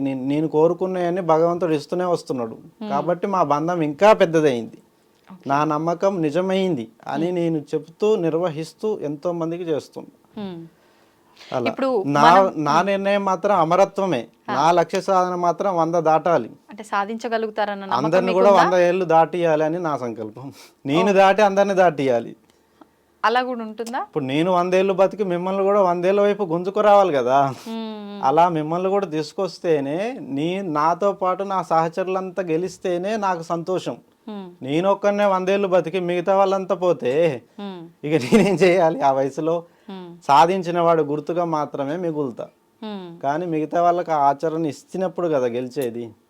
ఇప్పుడు మీరు కూడా 100 ఏళ్ళు ఉంటే నాకొక 100 ఏళ్ళు పైబడి మీకు 100 ఏళ్ళ పైన ఉంటాయి. ఇద్దరం కూర్చొని ఇలా మాట్లాడితే 10 మందికి వీరు ఎలా ఆదర్శంగా బతికారు, ఇలా 100 ఏళ్ళు వీళ్ళు ఎలా బతికారు, మేము కూడా అలాగే ఆచరిస్తాం. ఈ మరణాలేంది, ఈ రోగాలేంది, ఈ బాధలేందని వేడుస్తున్న వాళ్ళు లక్షలు కోట్ల మంది ఉన్నారు. కానీ ఇది సృష్టికి విరుద్ధం అవ్వదా? ఈ మరణం అనేది సహజం కదా, ఇది మనకి ఇక్కడ. నేనైతే ఇక్కడ నాతో పని ఉందనుకుంటున్నా. ఈ భూమండలంలో నాతో మంచి మంచి పనులు చేసే ఉన్నాయి అనుకుంటున్నా కాబట్టి నా కోరికలో తప్పులేదు. మీతో పని ఉందంటే భగవంతుడే మీకు అంతవరకు ఆయుష్ ఇస్తారు కదా, మీరు అమరత్వం కోసం సాధన ఎందుకు చేయాలి? పనుల మించి దాటి అమరత్వాన్ని పొందడం. కర్మలో గెలవంది అమరత్వం ఎలా గెలుస్తాడు? కోరుకుంటే గెలిచేది కాదు అది. మొదలు ఈ ఆయుష్ని గెలవాలంటే కర్మని గెలవాలి, కర్మని దాటాలి. కర్మయోగంలో అన్ని కర్మలలో నిశ్చేష్టుడైన వాడు ఆయువుని పురుడు పోసుకోగలడు, చనిపోయిన వాటిని బతికించగలడు, మరణిస్తున్న వాటిని కాపాడగలడు, జీవధర్మాలన్నిటినీ శాసించగలడు. మరి ఆ అర్హత అమరుడికే ఉంది. అమరత్వం కనిపెట్టని వాడు రోగై ఇతరులను ఎలా గెలిపిస్తాడు? కాదు, నా లక్ష్య సాధన అమరత్వమే. 100 ఏళ్ళు నేను బతకాలి, నా తోడున్న వాళ్ళంతా బతకాలి, వాళ్ళంతా నేను సుఖంగా ఉండాలి, వాళ్ళంతా సుఖయోగం ఉండాలి. ధర్మాన్ని ఆచరించి మన ప్రాంతాన్ని కాపాడుకోవాలి, మనము బాగా కాపాడబడాలి. అది మిస్ అయింది కాబట్టి మనల్ని ముస్లిమ్స్ కానీ వాళ్ళు బ్రిటిషర్స్ కానీ వచ్చి 200 ఏళ్ళు పాలించి ఇక్కడ ఉన్న ఆలయాలు ధ్వంసం చేశారు, ఇక్కడ ఉన్న స్త్రీలను అత్యాచారాలు చేశారు. కళ్ళ ముందే దాష్టికాలు ఘోరాలు జరిగి గురువులను ఎల్లగొట్టి ఇప్పటికీ గురువులకు అధికారం లేదు ఇక్కడ ఈ ప్రాంతంలో. ఇప్పుడు మీరు అన్నారు అమరత్వాన్ని సాధించాలి, ఆ సుఖాలు ఆ కష్టాలు అన్నీ కూడా చూడాలి, నేను నాతో పాటు అందరూ అన్నారు కదా. ఇప్పుడు మామూలుగా సాధువులు, ఈ గురువులు, వీళ్ళు ఈ సన్యాసులు, వీళ్ళంతా కూడా ఇవేవి ఆశించకూడదు, కష్టం సుఖం ఎండ వాన ఇవన్నీ ఏమి ఉండకూడదు అంటారు కదా. త్యాగము గొప్పతనాన్ని చెప్తుందా? పంచుకోవడం గొప్పతనాన్ని చెప్తుంది. ఇప్పుడు నేను ఒక మంచి విందుని తెచ్చుకున్నాను, అది నేనే తింటున్నాను. ఇప్పుడు నాకు దిష్టి తగలదా? మీరు దిష్టి పెట్టరా, గురుజీ తెచ్చుకొని ఆయనే తింటున్నాడు అనుకుంటారు. ఇప్పుడు నేను ఆ పలహారాన్ని మీకు కూడా దాన్ని కోసి 4 విధులకు పంచిపెట్టిస్తే నలుగురు ఆ తృప్తిని స్వీకరిస్తారు కదా. అప్పుడు ఆ చెట్టు బతుకుతుంది కదా, నేను తిన్న చెట్టు గుర్తింపు ప్రజలలో వచ్చి ఈ ఫలం మంచి రుచినిస్తుంది, ఆ సాధువు పరిచయం చేశారు ఆయన గుర్తింపుగా మనం ఈ చెట్టును పెడదాం, అందరం తింటాం ఈ పండ్లు ఫలాలు అని వాళ్ళు కూడా అందరు గుర్తిస్తారు కదా. అలా మనం పంచుకుంటేనే, అందరికి పంచుకుంటేనే. ఇప్పుడు నా పిల్లలు ఎవరి చేతులు ఉన్నారు? ప్రజల చేతుల్లోనే. నా తల్లిదండ్రులు ప్రజల చేతుల్లోనే ఉన్నారు. నేను ఉన్నా. నేను ఒక్కరిని గెలిచి నా పిల్లల్ని ఓడనివ్వద్దు కదా. నా భవిష్యత్ తరాలు బాగుండాలి. నేను ఒక్కరిని బాగుంటే కాదుగా. ఇప్పుడు మీరు అన్నట్టు ఒక సాధువు తన జీవితాన్ని పరిత్యాగం చేస్తాడు. దేనికోసం చేస్తున్నాడు? సంఘం కోసమా, తన కోసమా? చెప్పండి. అంటే వాళ్ళు ఎలా సంకల్పం చేసుకుంటే అలా ఉంటుంది. తన కోసం అయితే వేరే ధర్మము, తన కోసం అయితే వేరే ధర్మము, సంఘం కోసం అయితే మరో ధర్మము. అంతే కదా. ఓకే. నేను నా కోసమే గాక నా బిడ్డలు నా భవిష్యత్ తరాలను చూసి నేను ఈ ఆచరణ చేసుకుంటున్నా. త్యాగము కంటే కర్మే గొప్పది, గెలిపే గొప్పది, విజయమే గొప్పది. త్యాగము మనల్ని ఆనంద పెడుతుంది, కానీ చరిత్రని రాయాలంటే పోరాడే వాళ్ళతో సాధ్యమవుతుంది. ఓకే. త్యాగము చరిత్రలో ఎల్లకాలముని గెలిపించే శక్తి త్యాగానికి లేదు. అది కొద్ది సందర్భాల్లో గెలవగలుగుతుంది త్యాగం. అన్ని సందర్భాల్లో త్యాగం గెలవదని ప్రజలందరికీ తెలుసు. అందుకే పండగలప్పుడు అన్నదానాలు చేస్తారు, కానీ నిత్య అన్నదానాలు చేయమనండి ప్రతి ఇంటి నుండి. నిత్య అన్నదానాలు ప్రతి ఇంటి నుండి చెయ్యరు. ఏదో పండగ సమయంలో, ఏదో ఒక కొద్ది సమయంలో లేని వాళ్ళకి మనం ఇచ్చి సంతోషపడతాం. సంఘ పరిత్యాగమే మన ఆనందం కోరుకున్నాం. ఇప్పుడు నేను కోరుకుంది కూడా అదే. నేను ఈరోజు ప్రజల ముందుకు ఎందుకు వచ్చానంటే, నా ప్రజలు బాగుండాలి. ఎందుకంటే నా భవిష్యత్ తరాలు ఈ ప్రజలతోనే తిరుగుతారు. వాళ్ళు చెడిపోతే నా పిల్లలు కూడా చెడిపోతారు కదా. వాళ్ళని బాగు చేస్తే నా పిల్లలు కూడా బాగు చేస్తారు కదా వాళ్ళు. అంటే ఇది ఒక రకమైన స్వార్థం కాదు, ఇది మన బంధం యొక్క గొప్పతనం. ఇప్పుడు మనమంతా ఈ ప్రాంతంలో ఉన్నాం, ఇండియన్స్ అని ఎందుకు చెప్పుకుంటున్నాం? మనమంతా భారతీయులు అని ఎందుకు చెప్పుకుంటున్నాం? అలా చెప్పుకోకపోతే విలువ లేని కాడ ఏది కలవదు, జరగవు. మనమంతా ఒకటే అని చెప్పుకోవడంలో, పంచుకోవడంలోనే. ఇప్పుడు చూడండి, మీకు కావలసిన మీకు వస్తున్నాయి, మాగా ఒకరినొకరు అవి సమాహారం చేసుకుంటున్నాం. అది తృప్తి, పంచుకోవడంలోనే తృప్తి. అంతేగాని దాచుకోవడంలో తృప్తే ఉండదు. అట్లా అంటే 100 కోట్లు ఉన్నాయి, వాళ్ళు దాచుకోమనండి, తృప్తి వస్తుందా? రాదు. వాళ్ళు కార్యాలు చేయాల్సిందే. అది పంచిపెట్టన్నా పెట్టాలి, ఖర్చులన్నా చేయాలి. వాళ్ళు చేస్తూ ఆనందపడాలి తప్పితే అవి ఉన్నాయి కదా ఆస్తులని పక్క దాచిపెట్టుకుంటే రోగాలు వస్తాయి అంతే. విధి పసిగడుతుంది. ఎవడు బాగా ఉన్నది, ఎవరికి ఏ నష్టం ఉందో విధి పసిగట్టి వారికి ఒక మాయ రోగాన్ని సృష్టిస్తుంది. ఎవరికి అంతుపట్టని ఒక మాయని సృష్టించి వాళ్ళతో అవి బయటికి తీపిస్తుంది. అట్లా జరిగితేనే కదా ఇప్పుడు కరోనా అని, ఆ వైరస్ అని, ఈ వైరస్ అని విలయతాండవం చేసి ప్రజల అలవాట్లను మారుస్తున్నాయి. ప్రజల అలవాట్లని, నైతిక విలువల్ని గుర్తు చేస్తున్నాయి. మనం ఉన్నటువంటి జీవము, మన ప్రాణము, మన ఆశయ సాధనలంతా గుర్తించుకొని ఏ పనైనా చేయాలి. అంతేగాని నాకు దాన్ని పట్టుకోవాలనిపించిందని, దాన్ని కొట్టాలనిపించిందని ఇట్లా ఒక స్వయం పాలన అనేది మూర్ఖత్వాన్ని తెలియజేస్తుంది. స్వయం అధికారము ఉండకూడదు. సంఘము తోడ్పాటుతో ఉన్నటువంటి బలాన్ని గుర్తించండి. స్వయం అధికారం ఏం చేస్తుందంటే శిఖరాన్ని చూపెడుతుంది, కానీ ఎవరెక్కాలి? కాళ్ళు నొప్పెడుతుంటాయి, చేతులు లాగుతుంటాయి, శక్తి సరిపోదు, బద్ధకం ఎక్కువై మధ్యలో ఆగిపోతారు. శిఖరాన్ని ఎక్కాలంటే 4 తోడ్పాటు ఉండాలి. ఒకరు మంచినీళ్ళు తేవాలి, ఒకరు ఫుడ్ తేవాలి, ఒకరు అన్ని బలాలు వేసుకొని పోతేనే శిఖరం ఎక్కుతాం. మన సంఘంకి సేవ చేయాల్సిందే ప్రతి ఒక్కరు. చెయ్యకపోతే ఆ దాడి వాళ్ళ మీదే జరుగుతుంది. ఫస్ట్ అది వాళ్ళకే చుట్టుకుంటది. అందుకే కదా ప్రజలందరి పాపాలు తొలగాలనే మహాకుంభమేళ నాగ సాధువులు నిర్వహిస్తున్నారు. ఎందుకు? ప్రజలందరి వివిధ కర్మల్లో పాప ప్రక్షాళన చేసుకోవడం కోసం 12 ఏళ్లకు ఒకసారి సంగమాన్ని సృష్టించారు. త్రివేణి సంగమం. యమునా నది, కృష్ణా నది ఆ కలయిక జరిగి అంతర్వాహినిగా సరస్వతి ముందుకు వస్తుంటుంది. సరస్వతి అంటే ఏంటి? జ్ఞానాన్ని నడిపించేది. అవును. అంటే ఆచరణిస్తూ యోగులు అక్కడ ఏం చేశారు? అది ఒక ఆచరణని సృష్టించారు అక్కడ. 12 ఏళ్ళకు ఒకసారి కుంభరాశిలో బృహస్పతి ఉండగా మేషరాశిలో సూర్య సంక్రమణములు చూసుకొని ఆ యొక్క ఆచరణ పెట్టారు. అంటే సూర్యుడు మేల్కొని పోయేవాడే. ఓకే. సరస్వతీదేవి జ్ఞానాన్ని నడిపేదే, విద్యనిచ్చేదే. అలా విద్య మేల్కొల్పుడు జరుగుతుంది అక్కడ. విద్యతో మేల్కొల్పడం అనేది జరుగుతుంది కాబట్టే నాగసాధువులు అక్కడ శిక్షణ తీసుకుంటున్నారు. ఇప్పుడు నాగసాధువులుగా వాళ్ళని మనం తయారు చేయాలంటే భవిష్యత్ తరాలను ఎక్కడ ఇవ్వాలి దీక్ష? కుంభమేళాలు ఇవ్వాలి. కుంభమేళాలో ఇచ్చే దీక్షే ప్రధానం. మళ్ళీ మిగతా ఇండ్ల చోట దేవాలయాల్లో ఇచ్చే దీక్షలు ప్రధానం కావు. ఎక్కడైతే నీళ్లు సుడులు పడుతుంటాయో, ఎక్కడైతే సంగమంలో, ఇప్పుడు అక్కడ సంగమం ఉంటుంది, అక్కడ నీళ్లు సుడులు పడుతుంటాయి. ఎక్కడైతే నీళ్లు సుడులు పడుతుంటాయో అక్కడే ప్రకృతి యొక్క కలయిక జరుగుతుంది అని అర్థం. ఇప్పుడు మీరు చెప్పినట్టుగా 12 సంవత్సరాలకు ఒకసారి జరిగేది మహాకుంభమేళ అని అన్నారు. చాలా మంది ఇదే విధంగా చెప్పడం అయితే జరిగింది. కానీ ఈ మధ్య ఇప్పుడు ఆల్రెడీ ఇప్పుడు మనకు కుంభమేళ స్టార్ట్ అయిపోయింది. స్టార్ట్ అయిన తర్వాత చాలా మంది సొంత ఛానళ్ళ వాళ్ళు వీడియోలు చేసి పెట్టడము ఇలాంటివి కూడా చూస్తున్నాము. వాళ్ళు మాట్లాడిన సందర్భాల్లో 140 సంవత్సరాలకు ఒకసారి వచ్చేదాన్ని మహాకుంభమేళ అంటారని చెప్పి, ఈ 12 సంవత్సరాలకు వచ్చేది కుంభమేళ అని, 6 సంవత్సరాలకు ఒకసారి అర్ధ కుంభమేళ అని ఇలా మాట్లాడడం జరుగుతుంది. అసలు ఏది వాస్తవం?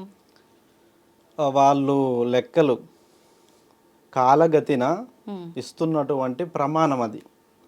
కాబట్టి 144 ఏండ్లకి ఈ కాలగతి వచ్చింది అని వాళ్ళు చెప్పడం జరిగింది. అంటే ఇప్పుడు వచ్చిన ఈ ప్రయాగరాజ్ 12 ఏళ్ళు, మరొక 12 ఏళ్ళు, 12 సార్లు మీరు కూడిక చేయండి. అలా మరొక కూడికతో మహాసంగ్రమం, ఇప్పుడు మహాసంగమంతో చెప్పినది మహాకుంభమేళ. అది 144 సంవత్సరాలు ఈ కుంభమేళాతో ముగిస్తుంది. అంటే అదొక చరిత్ర, ఒక ఘట్టము. ఓకే. అంటే ఇది చాలా విశేషమైన కుంభమేళ. ప్రతి ఒక్క 3 తరాలు ఈ భూమిని శాసిస్తుంటాయి. ఇప్పుడు మనం 3 తరాలు తీసుకోండి. యాక్టివ్గా స్వాతంత్రం తెచ్చుకున్న వాళ్ళు ఒకరు, వాటిని అనుభవించిన వాళ్ళు ఒకరు, తర్వాత తరాల చూస్తున్న వాళ్ళు, అంటే 3వ దశలో ఉంది. అంటే కుంభమేళ 3 దశల 3 తరాలను కలిపి వాళ్ళు ఒక మార్క్ పెట్టారు. అది ఎంతో గొప్ప విలువైన మార్క్ అది, 144 ఏండ్లు అనేది. ఇప్పుడు మీరు చూడండి, 3 తరాలు మాత్రమే రాజ్యాంగ అధికారం ఉంటది, న్యాయాధికారం ఉంటది. తర్వాత 3 తరాలు చూడండి, ఈ రాజ్యాంగము, ఈ న్యాయము, వీటిని వాళ్ళు అనుసరించరు. వాళ్ళు మరొక న్యాయము, మరొక చట్టాలు రాసుకుంటారు. ఇప్పటికి చాలా అడ్జస్ట్మెంట్ జరుగుతున్నాయి. మొన్ననే తరతరాలుగా 3 తరాలుగా వస్తున్న మన ధర్మం ఏంటి? వివాహ ధర్మంలో భార్యాభర్తలు తప్పితే మిగతా ఎవరు కూడా కలయిక ఉండకూడదు అని చెప్పడం జరిగింది అంతకుముందు తరాలు. ఇప్పుడు 3 తరాలు దాటాయి. ఇప్పుడు తరాలు ఏమని రాసుకున్నారు చట్టము? ఇండివిజువల్గా ఒపీనియన్ వాళ్ళకే తీసుకుంటున్నారు. మా ఇష్టం, మేము ఎవరిని కోరుకుంటే వాళ్ళతోనే ఉంటాము, అలా చట్టం చేయండి అని గవర్నమెంట్తో రాయించుకున్నారు. మరి 3 తరాల్లో ఆ చట్టాన్ని మార్చుకున్నారా లేదా? ఇంకా ముందు ఏమంటున్నారంటే ప్రతి 3 తరాలు తమ ధర్మాన్ని, తమ చట్టాలను మార్చుకుంటారు. అది విధానంగా వస్తూనే ఉంది. ఈ భూమిలో అది కొత్త కాదు, అది పాత నియమంలోనే చాలాసార్లు సందర్భాల్లో అలా జరిగింది. అలా అంటే తెలంగాణ పేరు ఏముంది? త్రిలింగ దేశం. అంతకుముందు 3 తరాలు త్రిలింగ దేశంగా పిలుచుకున్నాయి. తర్వాత 3 తరాలు ఈ బ్రిటిషర్స్ పాలన, ముస్లిమ్స్ల పాలనలో పేరు తెలంగాణగా మార్చుకున్నారు. వాళ్ళు పేర్లు బదలం అనేది జరుగుతూనే ఉంది. ప్రాంతానికి కానీ మన ఆచారాలకు కానీ అన్ని మారుతూనే వస్తున్నాయి. అక్కడ కూడా మహాకుంభమేళ అనేది నాగసాధువులు పురుడు పోసుకున్నటువంటి ప్రాంతం. నాగసాధువులు తీసుకునే దీక్ష ఎంతో గొప్పది. వాళ్ళు ధర్మం కోసం పనిచేసే సైన్యం.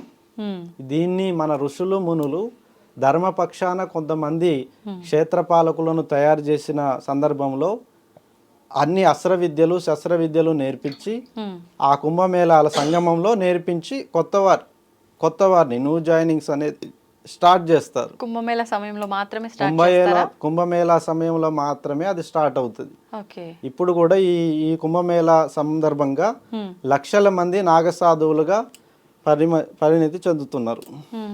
అంటే నెక్స్ట్ రాబోయే తరాల కోసం వాళ్ళు వాళ్ళ ధర్మాన్ని రక్షించడం కోసం వీళ్ళు తయారవుతున్నారు. ఓకే. ఇప్పుడు ఈ కుంభమేళా స్టార్ట్ అయ్యి దాదాపుగా ఒక 4-5 రోజులు కావస్తోంది ఆల్రెడీ. మీరు వెళ్ళొచ్చా అన్నారు కదా, మీరు ఎన్ని రోజులు ఉండడం జరిగింది, ఎప్పుడు వెళ్ళారు? అక్కడ కిటకిటలాడిపోతుంది, మనం నడవటం మన చేతిలో ఉండదు, తోస్తే పడిపోతాం అంటారు కదా, ఎలా ఉంది ఇక్కడ? నేను మొదటి రోజు పుష్య పౌర్ణమి జనవరి 13 మొదటి రోజున అక్కడ రాత్రి చేరుకోవడం జరిగింది. ఆ తర్వాత మకర సంక్రమణంలో నాగసాధువులందరితో కలిసి సమిష్టిగా కలిసి వెళ్ళి స్నానమాచరించి మా యొక్క నాగసాధువుల ధర్మాన్ని తెలుసుకోవడం జరిగింది. ఆ తర్వాత 3వ రోజు కాశీ యొక్క విశ్వేశ్వరుని దర్శనం ముగించుకొని గురువుల ఆజ్ఞ తీసుకొని నేను రావడం జరిగింది. మళ్ళీ వెళ్తాను, చిన్న ఆచరణ ధర్మాన్ని పాటిస్తూ బయటికి రావడం జరిగింది. మళ్ళీ ఆచరణకి మళ్ళీ వెళ్ళడం జరుగుతుంది గురువుల దగ్గర. ఇది అంటే మీ గురువులు రమ్మన్నప్పుడు వెళ్ళి అక్కడ అంటే రమ్మన్న పర్పస్ ఏంటో చూసుకొని మళ్ళీ వచ్చేయటమా? మీ ఇష్టానుసారం అనేది ఏమి ఉండదా? ఇది స్వయం అధికారాన్ని మేము ఎక్కువ ప్రేరేపించాం. సంఘముతోడను ఇప్పుడు ఎవరికి అవసరమో మనల్ని అటువైపే నడిపిస్తాం. ఇప్పుడు మీకు కష్టం ఉందనుకోండి, మీ వైపు వచ్చేస్తాను భగవంతుడు పంపిస్తే. వారికి వచ్చింది అనుకో, వారి వైపు వెళ్తాను. ఎక్కడైతే ఆర్తనాదాలు వినిపిస్తాయో అక్కడికే వెళ్ళమని భగవంతుడు ఆజ్ఞ, శివాజ్ఞ. ఆర్తనాదాలు ఉన్న కాడ భగవంతుని బతికించాలి, అది నా ధర్మం, అది నా నాగసాధువుల ధర్మంలో ఉంది. ఎక్కడైతే బాధలు ఆర్తనాదాలు ఉంటాయో అక్కడ సరిచేయడానికి, ఆ దేవుణ్ణి మేల్కొల్పడానికి బయలుదేరుతాము. ఓకే. ఇప్పుడు కుంభమేళాలో కొన్ని వందలే కాదు వేల సంవత్సరాల వాళ్ళు కూడా ఉన్నారని చెప్పి వాళ్ళు అక్కడికి వస్తారని చెప్పి మాట్లాడుతున్నారు. నేను కూడా అమరత్వం కోసం వెళ్ళాను. ఇప్పుడు నేను కూడా అలాంటి వారిని మీరు చూసారా? నేను చూశాను. నాకు దీక్ష ఇచ్చిన మా గురువు గారు మా తాత పరిచయం చేశారు ఆయనని. మా తాతగారికి ఆయన గురువు. ఆయన నన్ను చిన్న వయసులో, నాకు 8 years ఉంటాయి, ఆ సందర్భంలో ఆయన పరిచయం చేశారు. మా మనవడు ఇతనికి ధర్మ యోగమును, శాస్త్రయోగమును, విద్య యోగమును అన్ని విధాలుగా మీరు ఇతనికి దివ్య దృష్టిని ప్రసాదించండి అని అనగా ఆయన చేయి పెట్టి ఆయన ఆప్యాయంగా తనలో ఐక్యం చేసుకున్నారు మమ్మల్ని. ఆయనకి ఎంత వయసు ఉంటుంది? ఆయనకి నేను కలిసిన సందర్భంలోనే ఆయనకి 108 ఏళ్ళ పైబడి ఉన్నారు.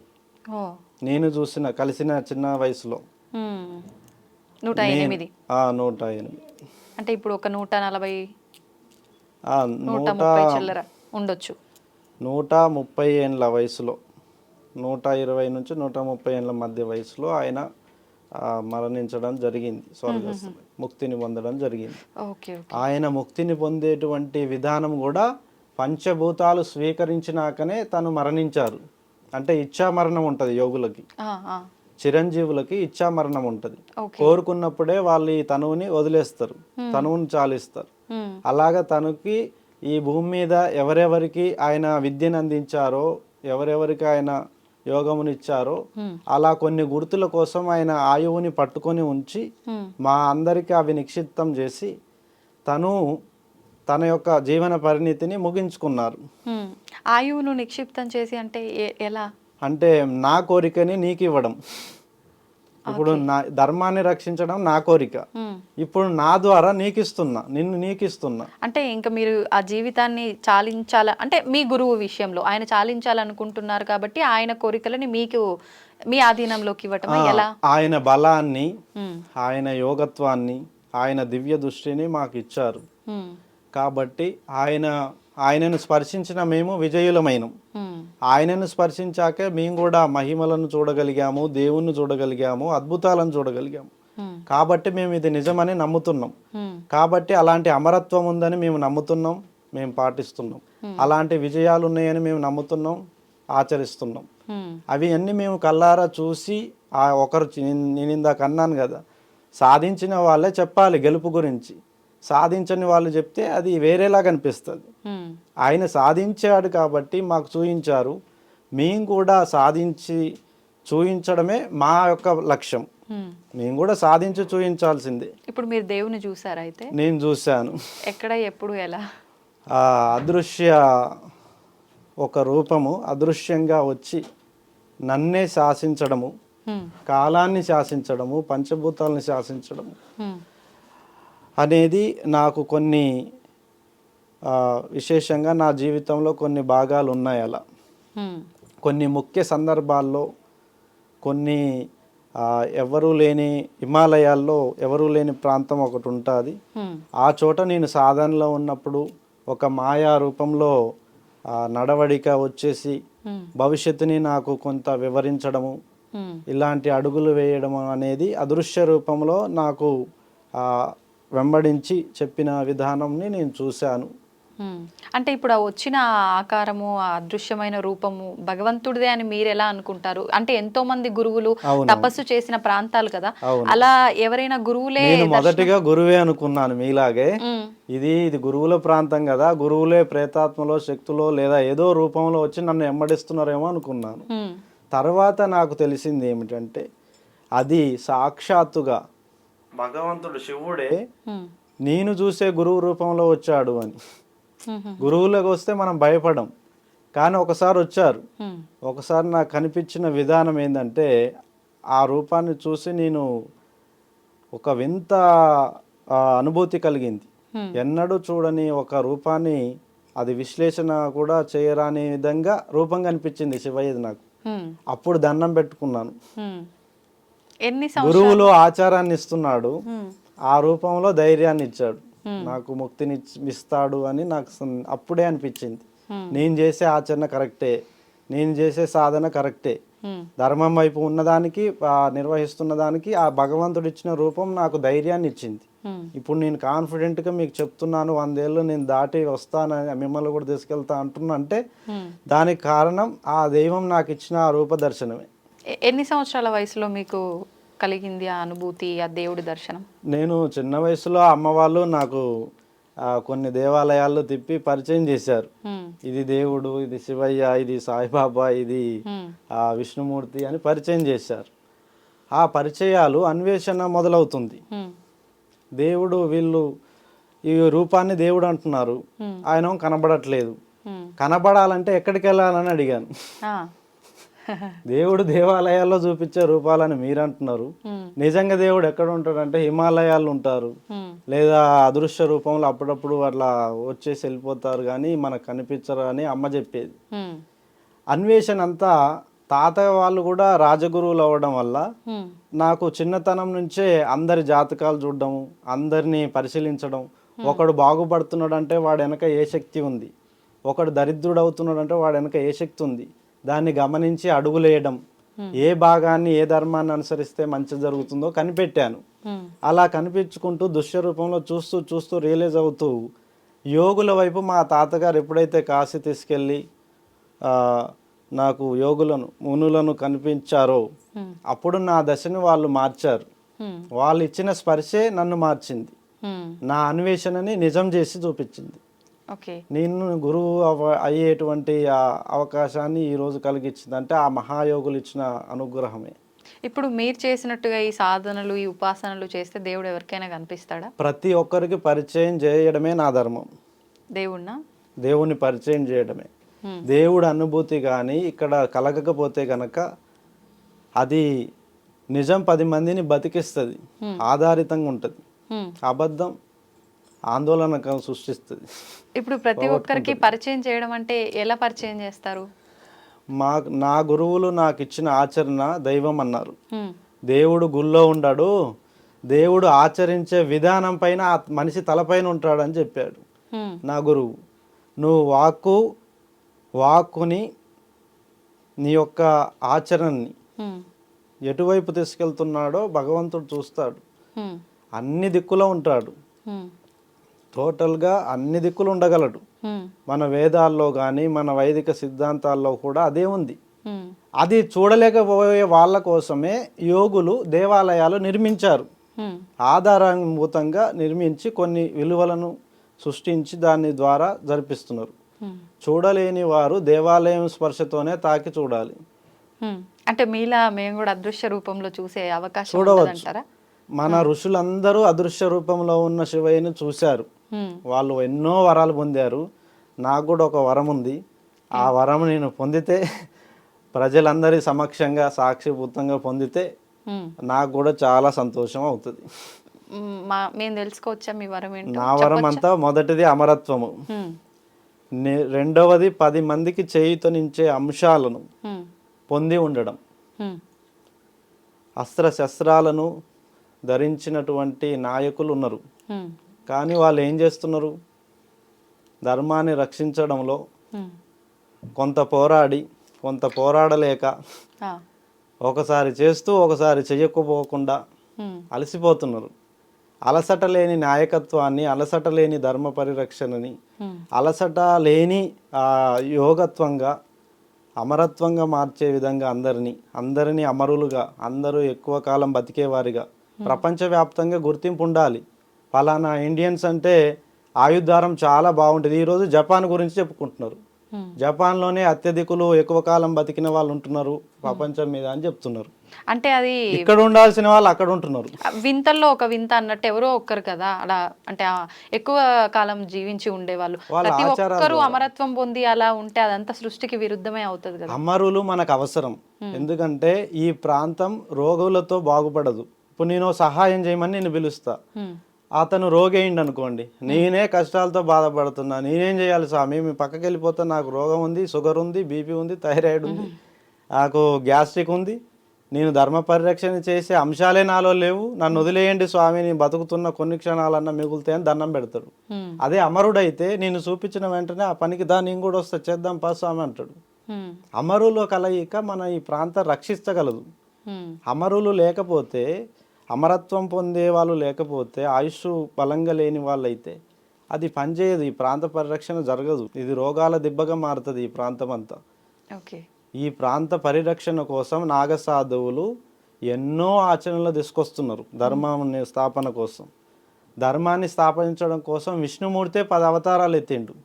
అది సరిపోక ఇప్పుడు 11వ అవతారం ఉంది. దశావతారాలు ఎత్తుకుంటూ వస్తూనే ఉన్నాడు, అది ఆగదు.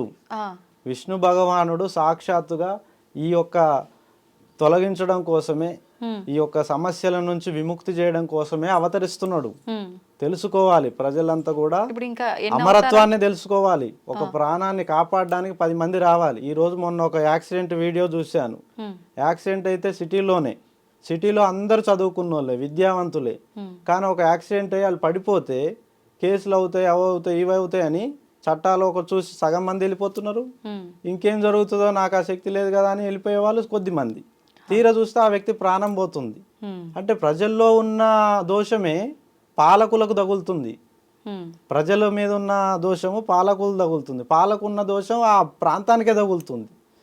దేశం అంతా సుభిక్షంగా ఉండాలంటే ధర్మమే మూల కారణం.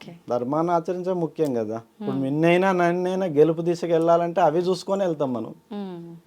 ఇప్పుడు భగవంతుడివి అవతారాలు అన్నారు కదా మీరు, దశావతారాలు, ఇంకా అవతారాలు ఉన్నాయి అని చెప్పి, ఇంకా ఎన్ని అవతారాలు ఉన్నాయి? ఏ యుగంలో రాబోతోంది? ఎప్పుడు రాబోతోంది అవతారం?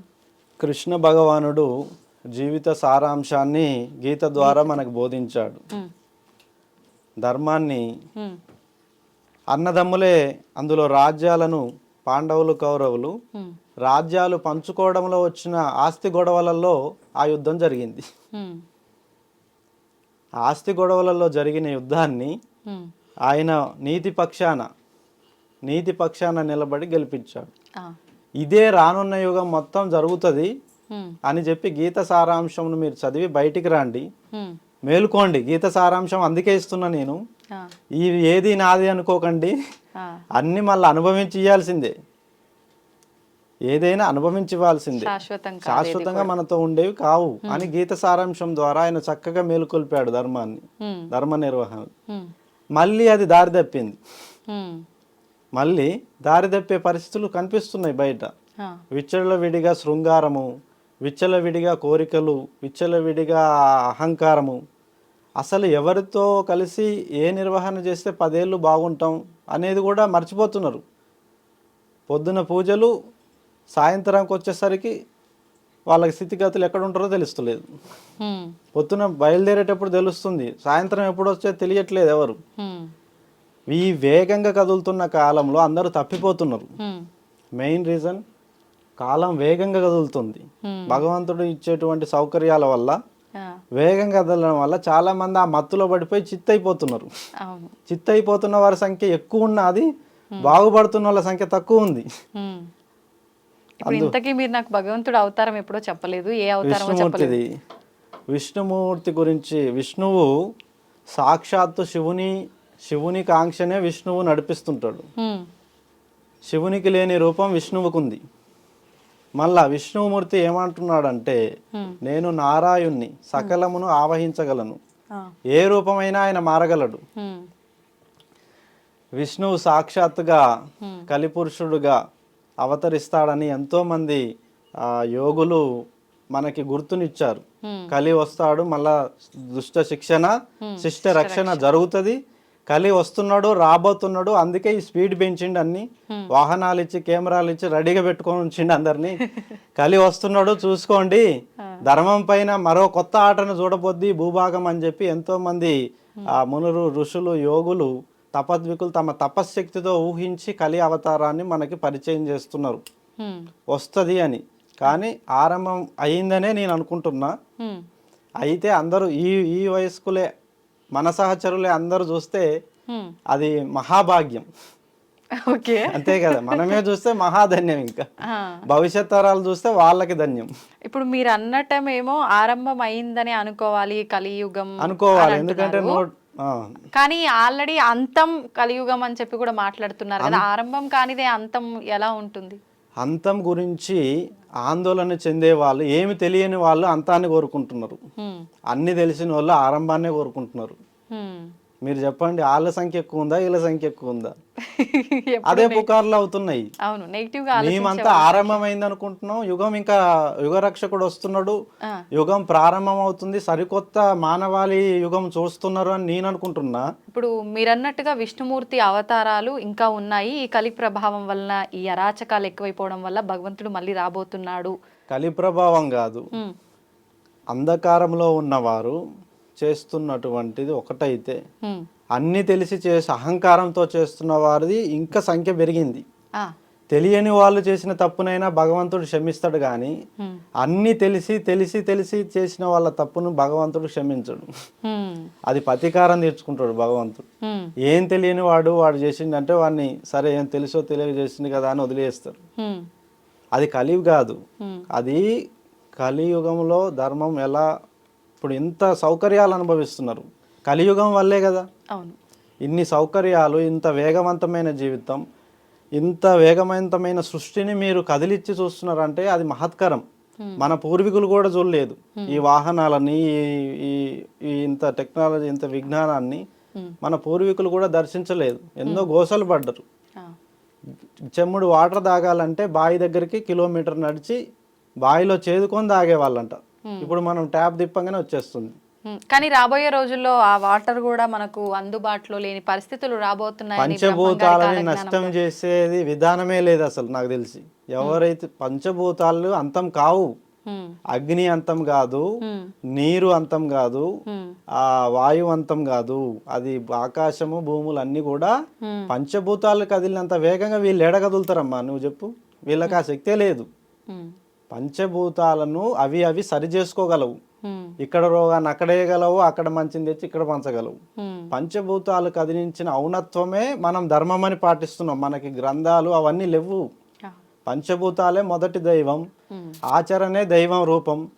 ఆచరించిన వాడే గురువు. ఆ గురువు సన్మార్గంలో నడిస్తే అందరూ జయ కొడతారు. ఆ గురువు మన యుగానికి గుర్తుండే ధర్మాన్ని ఇస్తాడు. అలాగే జరుగుతుంది. ఈ భూమిని ప్రజలే రక్షించుకున్నారు ఇన్ని యుగాలుగా. వాళ్ళ ఆచరణ, వాళ్ళ దైవం వాళ్ళని విడిపోలేదు. ఎంతో మంది దాడులు చేసినా పోలేదు, ఇంకా తిరిగి అది వస్తుంది రిటర్న్. ప్రపంచానికే తలమానికమైనటువంటి గుర్తింపు భారతీయులకి కలగబోతుంది రానున్న రోజుల్లో. ఓకే, సంతోషం అండి, చాలా మంచి విషయాలు తెలియజేశారు. ధన్యవాదాలు.